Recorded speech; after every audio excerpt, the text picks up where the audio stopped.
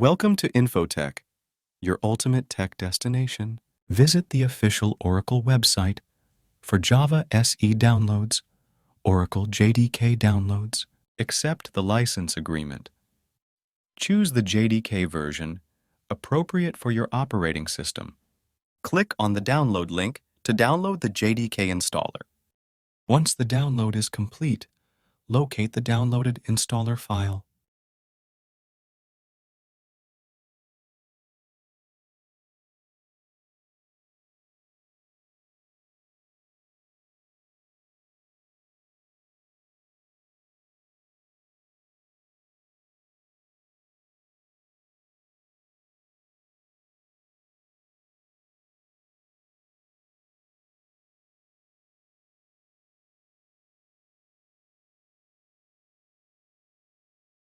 Double-click the installer file to run it.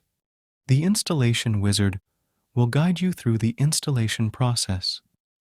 You may need to specify the installation directory and choose any additional components you want to install, such as the JRE, public JRE, or source code. Follow the on-screen instructions to complete the installation.